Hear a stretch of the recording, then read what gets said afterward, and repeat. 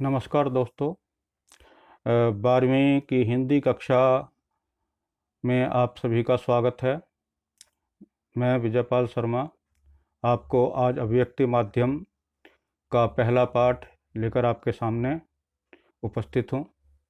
पाठ का नाम है विभिन्न माध्यमों के लिए लेखन। जन समाज द्वारा प्रयोग में लाए जाने वाले जनसंचार के अनेक माध्यम हैं, जैसे मुद्रित, प्रिंट, रेडियो, टेलीविज़न और इंटरनेट।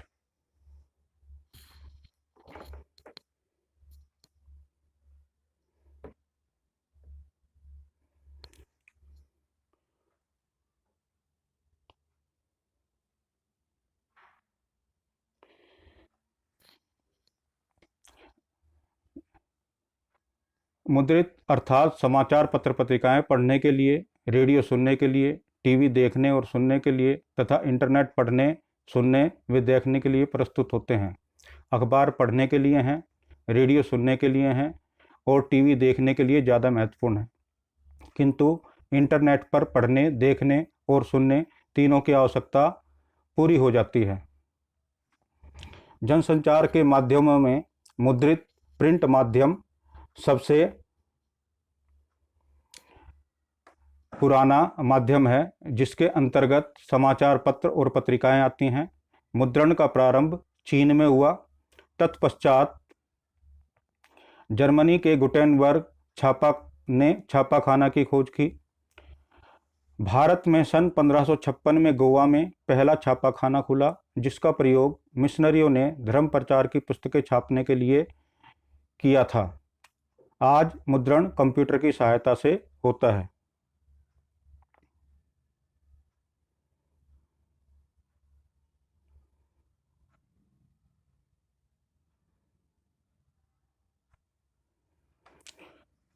मुद्रण की माध्यम की खूबियां, विशेषताएं। मुद्रित माध्यम के विशेषताएं देखें तो हम पाएंगे कि सभी की अपनी कमियां हैं और कुछ विशेषताएं हैं। लिखे हुए शब्द स्थायी होते हैं। इन लिखे हुए शब्दों को हम एक बार ही नहीं, समझ में ना आने पर कई बार पढ़ सकते हैं और उन पर चिंतन मनन करके संतुष्ट भी हो सकते हैं। जटिल शब्द आने पर शब्दकोश का प्रयोग भी कर सकते हैं। इसके अतिरिक्त किसी भी खबर को अपनी रुचि के अनुसार पहले अथवा बाद में पढ़ सकते हैं। चाहे तो किसी सामग्री को लंबे समय तक सुरक्षित रख सकते हैं। मुद्रित माध्यम की खामियां, कमियां।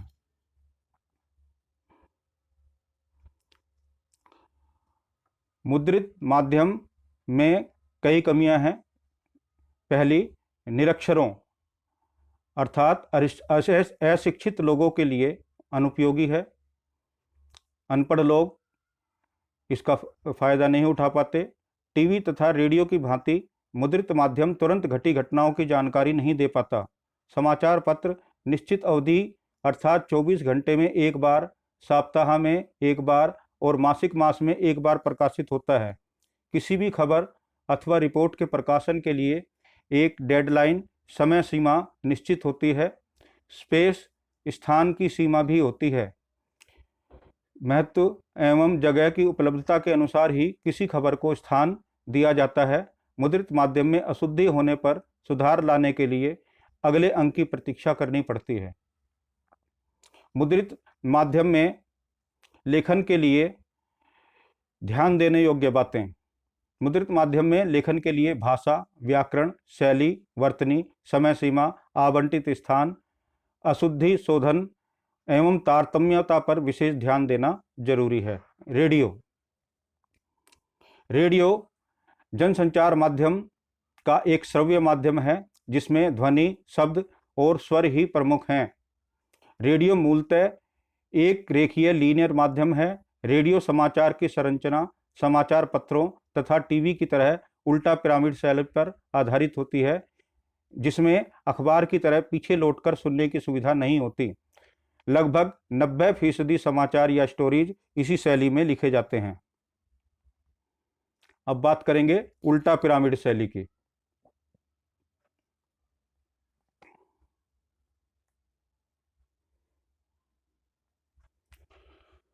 उल्टा पिरामिड शैली में समाचार पत्र के सबसे महत्वपूर्ण तथ्य को सर्वप्रथम लिखा जाता है, उसके बाद घटते हुए महत्व क्रम में दूसरे तथ्यों या सूचनाओं को बताया जाता है। अर्थात कहानी की तरह क्लाइमेक्स अंत में नहीं वरन खबर के आरंभ में ही आ जाता है। इस शैली के अंतर्गत समाचारों को 3 भागों में विभाजित किया जा सकता है: इंट्रो, बॉडी और समापन।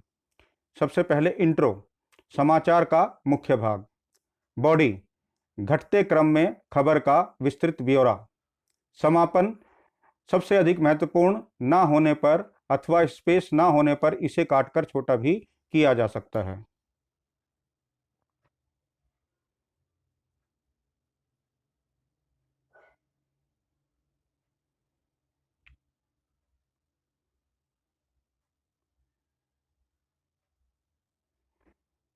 समाचार लेखन की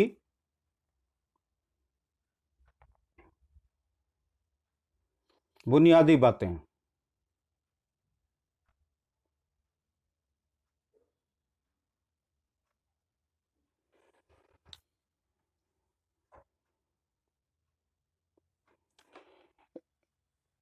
रेडियो समाचार लेखन के लिए साफ सुथरी टाइप्ड कॉपी ट्रिपल स्पेस में टाइप करते हुए दोनों ओर हाशिया छोड़ें। एक पंक्ति में 12-13 शब्दों से अधिक ना हो। पंक्ति के अंत में विभाजित शब्दों का प्रयोग ना करें। समाचार कॉपी में जटिल शब्द एवं संक्षिप्त अक्षर का प्रयोग ना करें। लंबे अंकों को तथा दिनांक को शब्दों में लिखें। निम्नलिखित क्रमांक हस्ताक्षरित किंतु लेकिन उपयुक्त पूर्वोक्त जैसे शब्दों का प्रयोग नहीं करना चाहिए। वर्तनी पर विशेष ध्यान दें। समाचार लेखन की भाषा को प्रभावी बनाने के लिए आम बोलचाल की भाषा का ही प्रयोग करें। टेलीविजन। टेलीविजन जनसंचार का दृश्य श्रव्य माध्यम है। टेलीविजन भी रेडियो की भांति ही एक रेखीय माध्यम है। टीवी में शब्दों एवं ध्वनियों की अपेक्षा दृश्यों और तस्वीरों का महत्व अधिक है। टीवी में सब दृश्यों के अनुरूप तथा उनके सहयोगी के रूप में चलते हैं। टेलीविजन में कम से कम शब्दों में अधिक से अधिक खबर बताने की शैली का प्रयोग किया जाता है। अतः टीवी में अधिक खबर बताने की शैली का प्रयोग होता है। टीवी में समाचार लेखन की प्रमुख शर्त दृश्य के साथ लेखन है।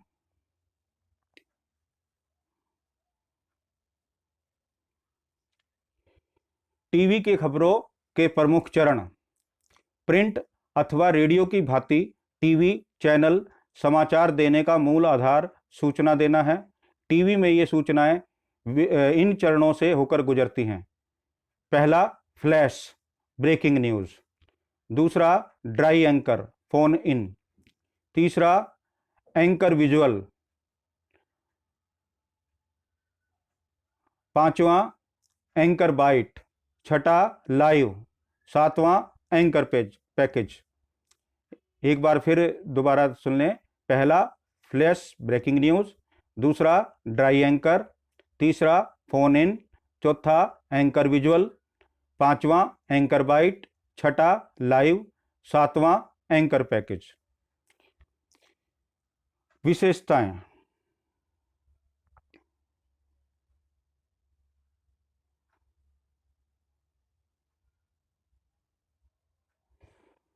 देखने और सुनने की सुविधा है, जीवंतता है, तुरंत घटी घटनाओं की जानकारी है, प्रभावशाली है, समाचारों का लगातार प्रसारण है। टेलीविजन के समाचारों की कमियां।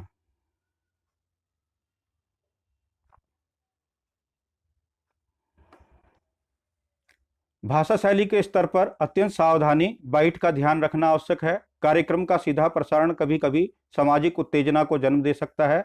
अपरिपक्व बुद्धि पर सीधा प्रभाव पड़ता है। टेलीविजन और रेडियो की समाचार की भाषा। रेडियो और टेलीविजन के समाचार की भाषा।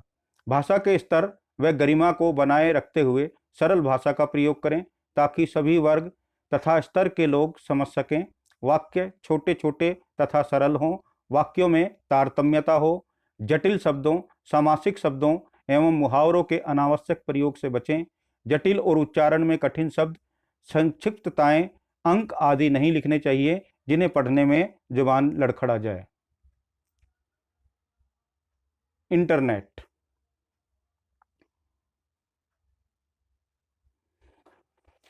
इंटरनेट की दीवानी नई पीढ़ी को अब समाचार पत्र पर छपे समाचार पढ़ने में आनंद नहीं आता। उन्हें स्वयं को घंटे 2 घंटे में अपडेट रखने की आदत सी बन गई है। इंटरनेट पत्रकारिता, ऑनलाइन पत्रकारिता, साइबर पत्रकारिता या वेब पत्रकारिता, इसे कुछ भी कह सकते हैं।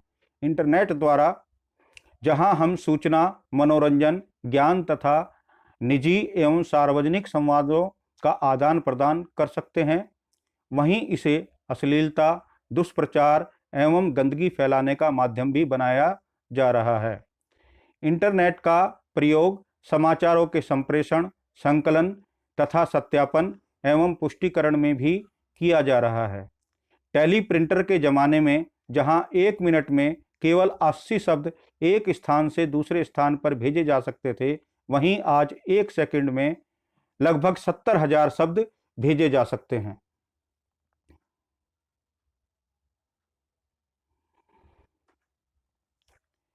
इंटरनेट पर समाचार पत्र का प्रकाशन अथवा खबरों का आदान प्रदान ही वास्तव में इंटरनेट पत्रकारिता है। इंटरनेट पर यदि हम किसी भी रूप में समाचारों, लेखों, चर्चा परिचर्चाओं, बहसों, फीचर, झलकियों के माध्यम से अपने समय की धड़कनों को अनुभव कर दर्ज कराने का कार्य करते हैं, तो वही इंटरनेट पत्रकारिता है। इस पत्रकारिता को वेब पत्रकारिता भी कहा जाता है। इस समय विश्व स्तर पर इंटरनेट पत्रकारिता का तीसरा दौर चल रहा है, जबकि भारत में दूसरा दौर। भारत के लिए प्रथम दौर 1993 से प्रारंभ माना जाता है और दूसरा दौर 2003 से प्रारंभ हुआ है। भारत में सच्चे अर्थों में यदि कोई वेब पत्रकारिता कर रहा है तो वह है rediff.com, इंडिया इंफोलाइन तथा सीफी जैसी कुछ साइटें हैं। रेडिफ को भारत की पहली साइट कहा जा सकता है। वेबसाइट पर विशुद्ध पत्रकारिता करने का श्रेय तहलका.com को जाता है। हिंदी में नेट पत्रकारिता। हिंदी में वेब संसार या नेट पत्रकारिता वेब दुनिया के साथ प्रारंभ हुई। इंदौर की नई दुनिया समूह में इसका प्रारंभ हुआ। ये पोर्टल हिंदी का संपूर्ण पोर्टल है। जागरण, अमर उजाला, नई दुनिया, हिंदुस्तान, भास्कर, राजस्थान पत्रिका, नवभारत टाइम्स, प्रभात खबर व राष्ट्रीय सहारा के वेब संस्करण प्रारंभ हुए। प्रभा साक्षी नाम से प्रारंभ हुआ अखबार प्रिंट रूप में ना होकर केवल इंटरनेट पर उपलब्ध है। आज पत्रकारिता के अनुसार सर्वश्रेष्ठ साइट बीबीसी है। हिंदी वेब जगत में आज अनेक साहित्यिक पत्र पत्रिकाएं चल रही हैं। कुल मिलाकर हिंदी की वेब पत्रकारिता अभी तक अपने शैशव काल में ही है। सबसे बड़ी समस्या हिंदी के फ़ॉन्ट की है। अभी भी हमारे पास हिंदी का कोई कीबोर्ड नहीं है। जब तक हिंदी के कीबोर्ड का मानकीकरण नहीं होता, तब तक इस समस्या को दूर नहीं किया जा सकता।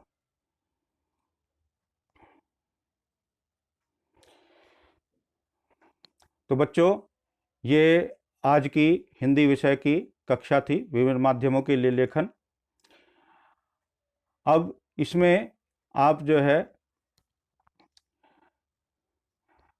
अपने सपोर्ट मटेरियल से भी इस वीडियो के साथ साथ मदद लेंगे और इस पाठ को समझेंगे तथा इस पाठ के प्रश्नोत्तर करेंगे।